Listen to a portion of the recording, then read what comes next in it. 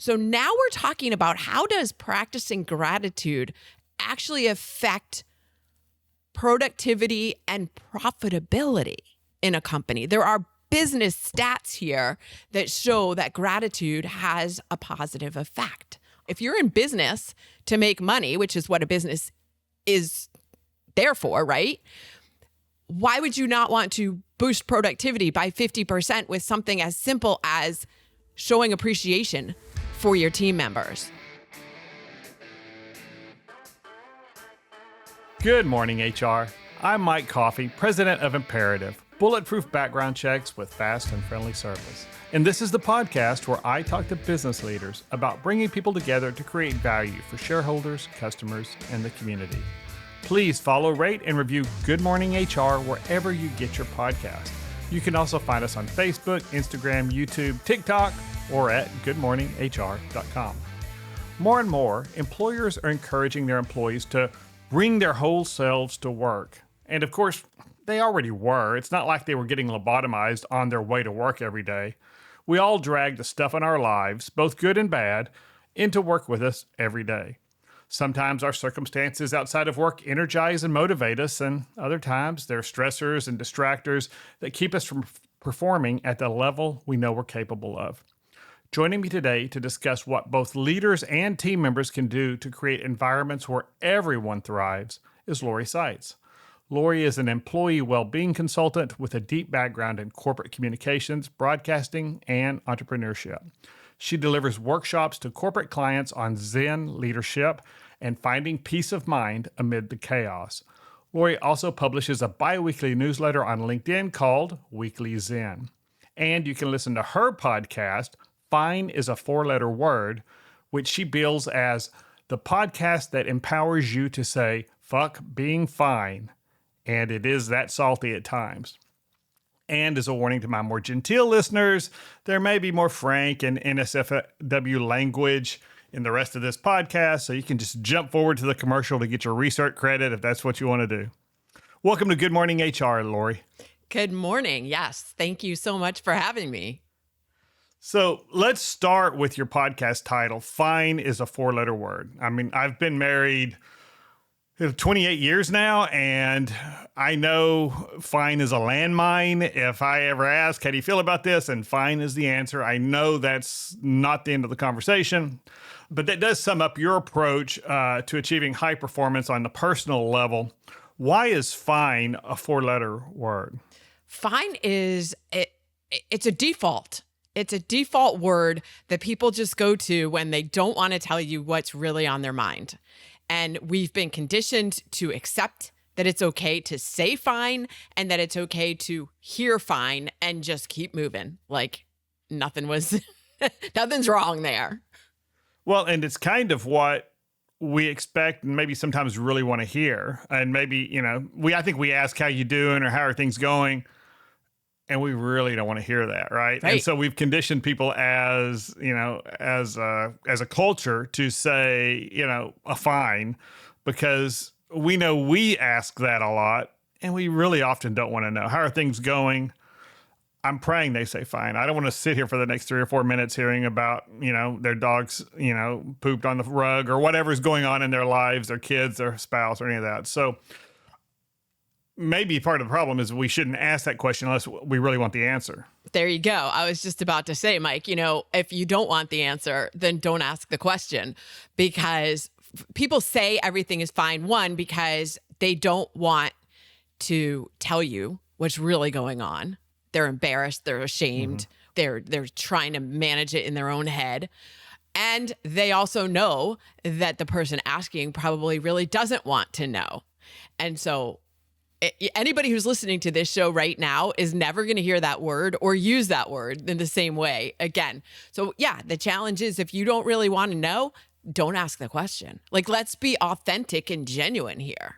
And so what questions would what's a casual greeting or something that you might say instead of how you doing? If this is not the forum to us to unpack all of that. Hey, what's going right now?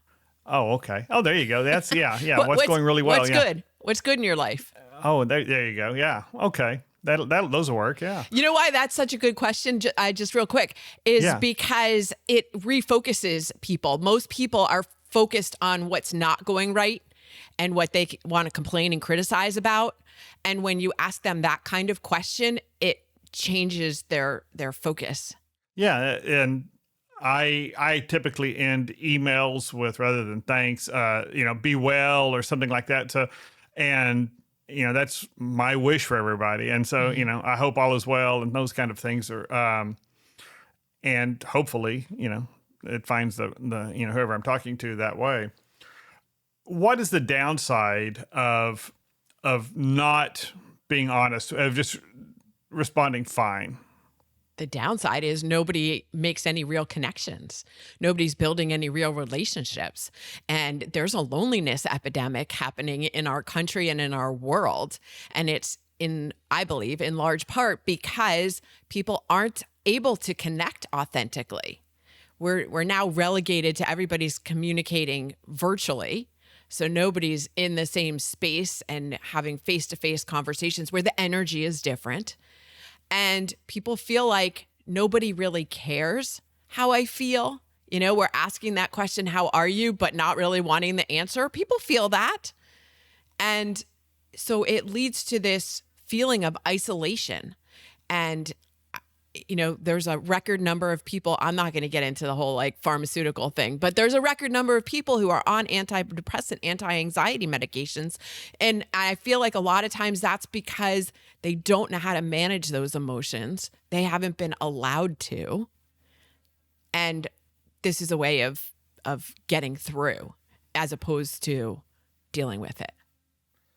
And you talked about those authentic connections. And I think that's one of the skill sets that we don't screen leaders for. Yes. It is a drinking game at this point on this podcast, where I talk about how we take somebody who's really good at a job and make them a supervisor or a leader over a team. And being good at that job is a completely different skill set than being a good leader and motivating and incentivizing people. And I think part of that is that authentic connection. Talk a little bit more about, as a leader, how do you make that authentic connection? 100%. I just wrote a LinkedIn post about this last week about accidental managers is the term that I found. That people get promoted. They don't have the skills and they're not given the training to become better leaders. They're just expected to know how to do it. Like if I put you in front of a piano, you should be expected to know how to play, Beethoven? Well, no. Right. Yeah. And so making those authentic connections and building relationships and being a real person comes back to, how do you bring your authentic self to work? Are you allowed to be who you are in the workplace? And then are you allowing your team members to be who they are? Or are you asking them to hide part of themselves in order to fit into some mold that you've created? I need you to be this kind of robot, and so to overcome that is to have genuine conversations. Like, hey, not just how was your weekend? Did you watch the game? But hey, what was, again, what was good about your weekend? And I recommend to team leaders to start meetings that way and to refocus everybody and go around the room and say, hey, what's good right now? So that, again, you're helping people reframe and rewire their brains to focus on what is good, what is working. We'll get to what's not working and how we can fix it, but what is working, and asking people about that. Yeah, that's what our team members, our team meetings every week with my senior team, we start out with a segue that, everybody goes through and says one positive thing that happened at work, one positive thing that they feel comfortable sharing happened in their personal lives. And part of that is we get that out of our systems because most of us have something we want to share and it doesn't disrupt the rest of the meeting. But also it's a great way to connect at the beginning of the meeting before maybe we get into conversations where we rub up against each other the wrong way. Yeah. And it lets people get to know each other on a more personal level. And that's what builds relationships, and collaboration helps people be better at collaborating with their team members when they can know them on a more personal level. They feel more connected and more willing to help.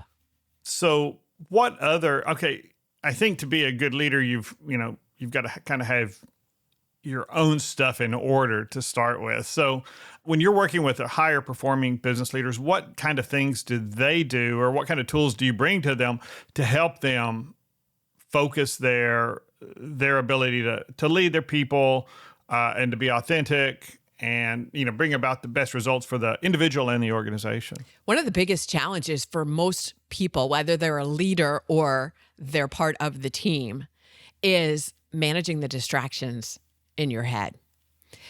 People talk about time management as being a challenge. And yes, it is. You need to time block and make sure you've got things on the calendar that need to be addressed and all of that. However, it's the mind management, managing the distractions, when you need to be focused on the task at hand. How do you focus your mind so that you're not still thinking about the argument you had last night with your partner, or the conversation you need to have with your elderly father, next weekend that you really are dreading?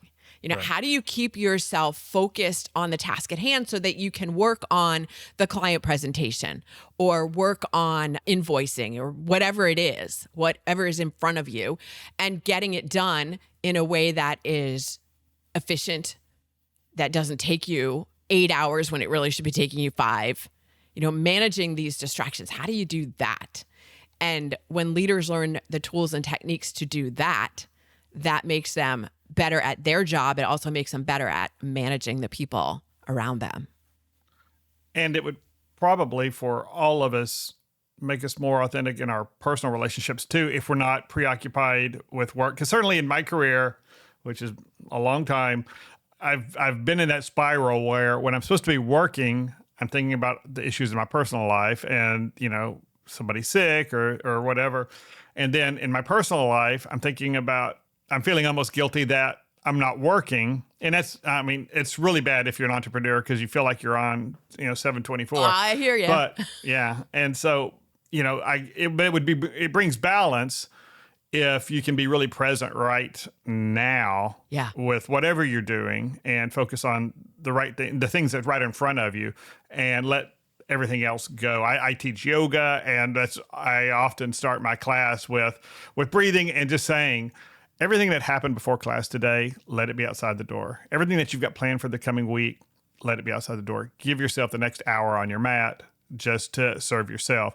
And but what skills, you mentioned skills and tools, what skills and tools, because like time blocking, that's like, that's a chainsaw, right? I mean, we can cut down a tree with it, but it doesn't mean that we're cutting down the right tree, that we're doing a good job or trimming.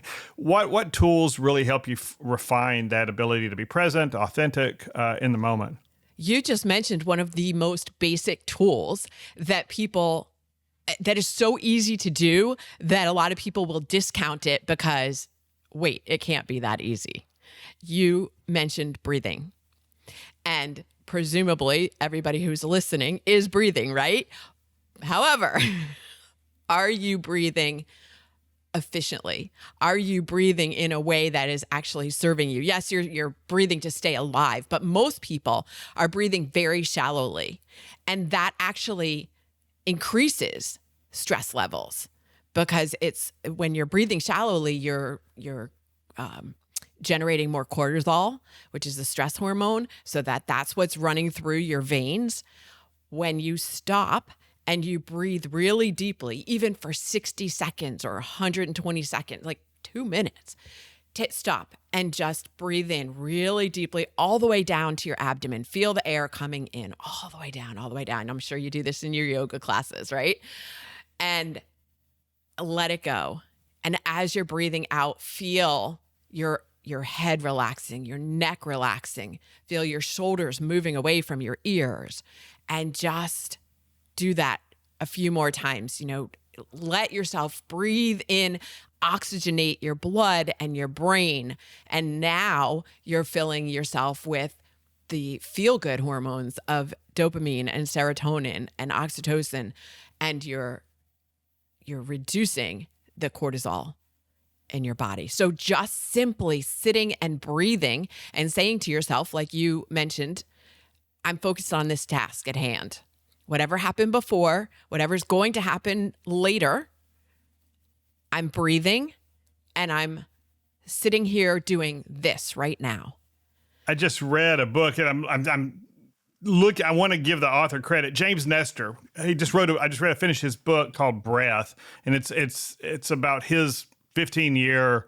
He's a science journalist, and his 15-year study of breathing in different cultures and all of that. And so, if somebody really wants to do a deep dive into everything, not just yogic breathing, but what the science says about all kinds of the impact of breathing on your nervous system, it's a really good read. And the back end of the book is basically a blueprint to how to improve how you breathe and to do your own experiments with what works for you. So I think breathing is giant. So just taking that time, especially before a difficult conversation, yes, to breathe and center yourself and just let everything go.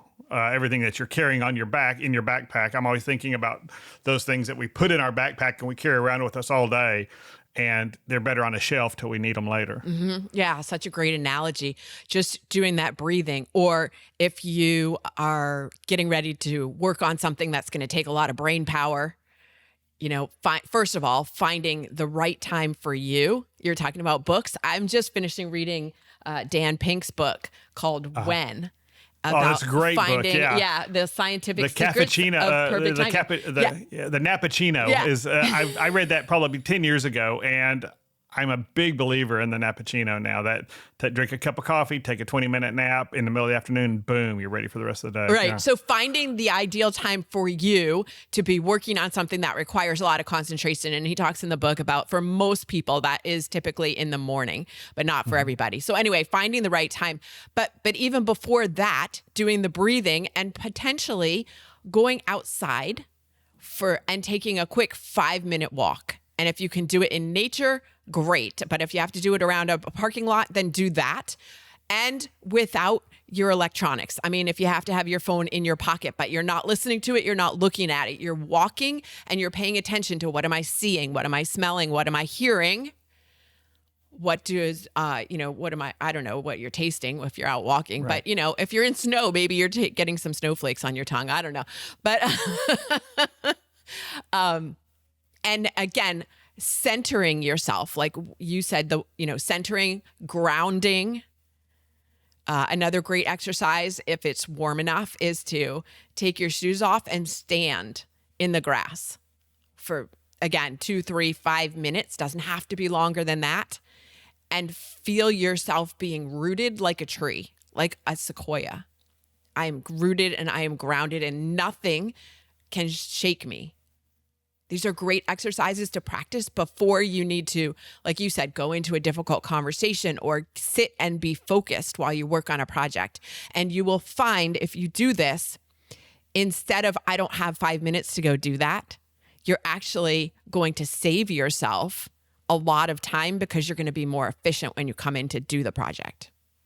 Yeah, you come in focused, ready to do this one thing, and everything else has cleared your mind. Yeah. Or you reprioritize. If you say, I think that's the other thing we get. One of the challenges, I think, with time blocking is you get locked into a schedule before you know what the rest of the world's going to throw at you today. And so you've got to be willing to say, okay, I still need to give this project an hour and a half, 2 hours.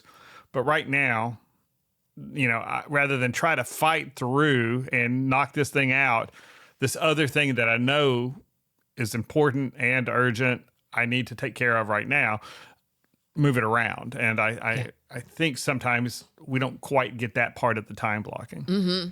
Yeah. Yeah. And let's take a quick break. Good Morning HR is brought to you by Imperative, bulletproof background checks with fast and friendly service. If you're an HRCI or SHRM certified professional, this episode of Good Morning HR has been pre-approved for 1/2 hour of recertification credit. To obtain the recertification information, visit goodmorninghr.com and click on Recert Credits. Then select episode 184 and enter the keyword FINE. That's FINE. And if you're looking for even more recertification credit, check out the webinars page at imperativeinfo.com. And now back to my conversation with Lori Saitz. So that's kind of on a personal level. So if I want to be a leader who helps my employees, my team, bring them their whole selves to work, really be authentic and maybe have the freedom to practice some of these things that help them be focused and maybe create, be more creative. What are some things as a leader I can do to build kind of a team that's comfortable with those kind of things? Number one is do those things yourself so that you are leading by example, so that they see you doing them and that gives them permission to do them. And secondly, teaching them, whether you're teaching them directly yourself or you're bringing in a consultant like me to teach them these kinds of tools and techniques. Because when you are teaching them, you're doing two things. One, you're giving them the tools that they may not otherwise have. And two, you're telling them that because I'm giving you these tools, it is also now okay to use them. I'm giving you permission. So how does that affect let's say we're in office, and if we're going to have that kind of freedom to practice those things, do you see employers who need to change their environments in order to make that easier to do? It's a culture thing. So now we're going to get into a whole other discussion about, does your corporate culture support this? Right. And some cultures do, and some cultures can if they don't already, and some cultures just never will. And I'm not going to say that's okay, but that's how they are. You're not going to change them, right? So you have to look at, does your corporate culture support this? If you're a manager and there's a hierarchy above you, can you create this kind of environment in your department? Right. It kind of goes back, and one of the things I talk about sometimes when I'm working with clients or speaking is, it's kind of a cliche, but the story about the old man walking with his grandson along the beach and all the starfish have washed up and the old man's picking them up, throwing them out in the ocean. And the kid says, hey, granddad, there's thousands of these, and you're not making any difference. And as he throws one out, he says, it made a difference to that one. And I think inside an organization, if you're not at the level or you don't have the influence to change the organization, you can set that example by how you treat your organization. I've got a friend who was the CHRO at a large call center and really toxic management from through the leadership. And he started with just his department and he insulated them. He took the brunt of some of it, of what things happened there, but he built inside the team, he built that safety. And then other departments saw it. They ultimately got bought out and the new buyers immediately ran all the awful management away, including the former owners. But at least he made a difference in his area. And if another manager saw something they wanted to emulate, because most of us don't want to have teams that are dysfunctional, and we just don't, a lot of leaders don't know how to create that environment. So if you can model it, I think that's a really good start. But how do you, when you're talking to your leaders about this, it's easy for a leader to say the wrong thing or to be misunderstood and employees feel like, when the employer's trying to, or the leader's trying to get me to not focus on my distractions or not be distracted or whatever, to feel like you're minimizing the real issues in my life. When you tell me to focus in on work and, all of that, what you're really telling me is all these other factors aren't that important. What you're really teaching them is how to find peace of mind in every area of their life. And if you can help them understand that, yes, this is going to make you more efficient and effective and productive at work, and it's going to make you more present in every relationship in your life. It's going to help you find peace of mind in every aspect of your life so that you don't feel like you have to go home from work every night and pour yourself a glass or 3 of wine, which you think helps you sleep, but really doesn't. Right. Or that you... or doom scrolling on your phone. Yeah. I mean, which is just as bad, right? Yeah. Right. While you're drinking the wine. That these tools and techniques have a cumulative and overall effect on your life. So yes, they are going to help you be a better team member at work, and they're going to help you be a better version of yourself overall. It's going to be easier to have tough conversations in your other relationships. It's going to be easier to have, to build better relationships so that maybe you don't have to have such tough conversations.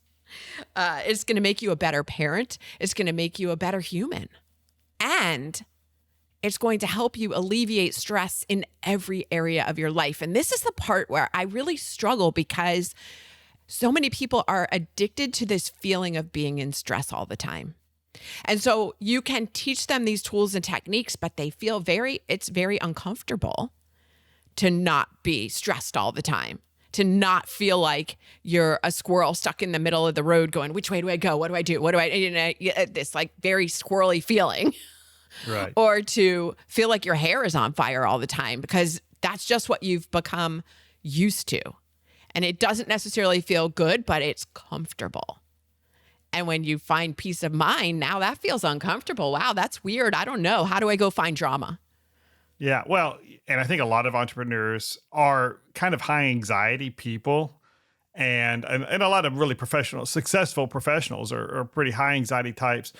And when I made the decision a few years ago to manage my anxiety intentionally and really reduced it significantly, what I found was, it's really hard to get anything done now, because I was using my fuel for getting stuff done for so many, for decades, was that anxiety. And so I had to be a lot more, and it made me a lot more productive, because I was a lot more intentional about what I was working on and when I did it, paying attention to like Daniel Pink's discussions around biorhythms and those kind of things, about when I got stuff done. But yeah, it's, you've got to, if you get rid of that anxiety, you'll find that you work a lot more productively when you're focused on the right things. You talk also a lot in your blog and on the podcast about gratitude. Mm-hmm. Talk a little bit more. We talked on it about, recognizing what's going well. But how else can gratitude make a difference? And how can a team leader kind of draw that out of their team? Oh my gosh, I'm so happy you asked that question, because I love talking about gratitude, because it's so freaking powerful. And people think that gratitude is just, it's a nice thing to do. It's the right thing to do, to say thank you, right? I don't know if when you were a kid, your parents made you write thank you notes after the holidays and after your birthday or whatever. Yes, it's good manners. However, there's been so much research and science done on practicing gratitude and how it affects your physical body, how it affects your brain. It literally rewires your brain to be more compassionate, to be kinder, and to be more effective, which is fascinating to me. But there was a study done from Harvard and Wharton that showed receiving a thank you from a supervisor boosted productivity by 50%. So wow. Now we're talking about, how does practicing gratitude actually affect productivity and profitability in a company? There are business stats here that show that gratitude has a positive effect on these numbers. Like, how do you not want to take that? If you're in business to make money, which is what a business is there for, right? Why would you not want to boost productivity by 50% with something as simple as showing appreciation for your team members? Just recognizing their value and contribution to the team. I think sometimes leaders fall into the trap of saying, I'm showing them gratitude. I pay them every 2 weeks. We've got this contract. We've got this agreement. I pay them. They show up and do the work. And, why do I have to go out of my way to coddle them or to do this stuff? But that same leader certainly wants to hear from their leaders. Right. Good job. Right. Hey, I really like the way you handled this. Whatever it was. Yeah. It's not coddling. It's boosting somebody to, it's simply recognizing their value in contributing to the team. Yes, you have an agreement that you pay them every 2 weeks, month, whatever it is, that they deliver the results. But that's just a contract. Like, why don't you want to be a good human and boost somebody's feelings of value? Like you said, who doesn't want to hear, hey, good job, Mike. Thanks so much for your contribution to the project. It really helps because this is how it helped the client, or this is how it helps the team, or this is how it helps the company organization reach our mission. Right. And we talk about that a lot here. We're talking about who our client is, and everybody understands how what they do solves our clients' problems. Yes. And since, the majority of our company is an employment-related background investigations company, we're helping clients create safe workplaces, make wise, and we're helping the applicants. Yeah. Because sometimes it's just, making sure that the right person gets in the right role, so we're not putting a square peg in a round hole when we're working with our clients. So everybody benefits. And so we kind of go into that. And I think, that meaning, everybody's looking for meaning in their work. I mean, we've seen all the Patrick Lencioni stuff and all that stuff. It's all out there. The other thing for gratitude for me is, for myself, is when I remind myself of the role of luck in my own success. It's hard, if you just think, okay, I'm an island and I did all of this by myself, then, it's hard to have gratitude, right? But if you recognize I didn't have any choice in the people I stumbled across in my life who were mentors to me early on and who helped me, I didn't have any role in the fact that I was born with a functioning body and a mind that works the way it does, that's brought me, the success and all these things that are outside of my control have brought me success, as much as, my ability to leverage those opportunities and to be there, to step up. But, I always say success is luck, mindset, and skill in that order. And so if I will remind myself that, hey, I was just, just pure luck. I mean, and if somebody's more spiritual, then maybe what you say is, I received this blessing, or however you frame it in your worldview.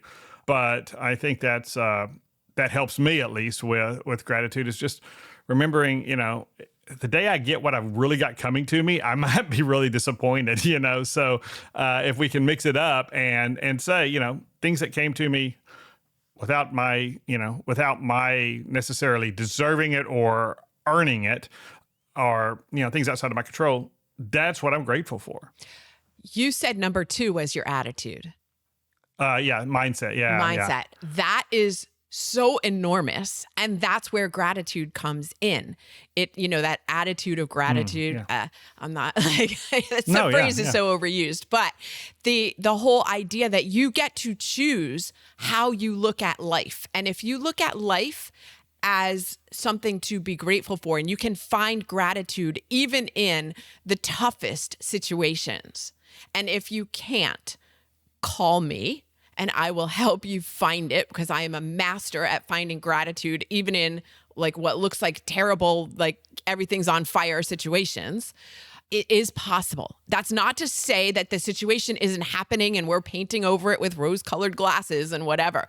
We can still recognize that there's a stressful situation or that things are out of control, and we can still find gratitude at the same time. There was another study done that showed the number one reason that people leave jobs is because they don't feel appreciated. So if you want to improve those numbers, again, gratitude, it does not cost you anything. To be nice, to be compassionate, to recognize when people are doing well. But this whole idea of choosing what to focus on. Do we have time? Can I share an exercise? Sure. Okay. Yeah. So this is called the "But I'm Grateful For" exercise. All right. So again, we mentioned earlier that people have a tendency to focus on the things to complain and criticize about. Right. And so here's my invitation for your listeners.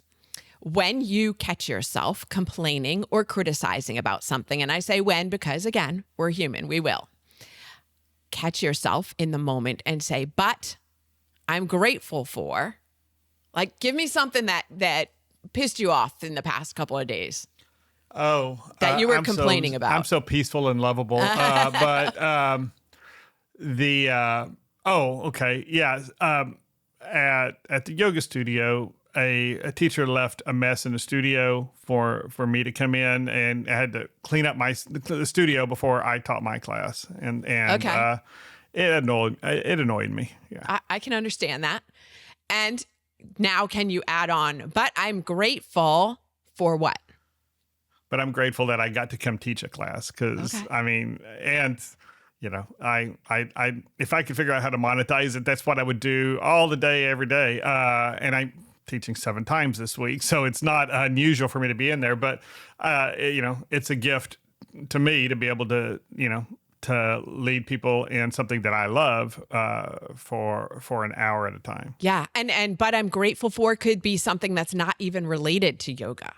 Oh, okay. I'm Yeah. you know, I'm angry and annoyed that the other teacher left the classroom a mess and I have to clean it up before my class, but I'm grateful I got to enjoy such a nice holiday with my family and that we got to spend some quality time together and laugh and really enjoy each other's company. Like, it doesn't have to be related. It could be, but There I'm you go. grateful Okay. that the sun is shining today and I don't have to put rain boots on to go out in this weather, you know, that it's just so beautiful.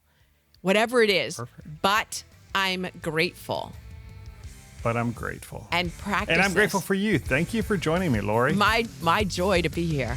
And I'll include links to Lori's newsletter on LinkedIn, her podcast in the show notes, so go find those. And I'm grateful for you listening. You can comment on this episode or search our previous episodes at goodmorninghr.com or on Facebook, Instagram, TikTok, or YouTube. And don't forget to follow us wherever you get your podcast. Rob Upchurch is our technical producer, and you can reach him at robmakespods.com. And as always, thank you to Imperative's marketing coordinator, Marianne Hernandez, who keeps the trains running on time. And I'm Mike Coffey. Please don't hesitate to reach out if I can be of service to you personally or professionally. I'll see you next week, and until then, be well, do good, and keep your chin up.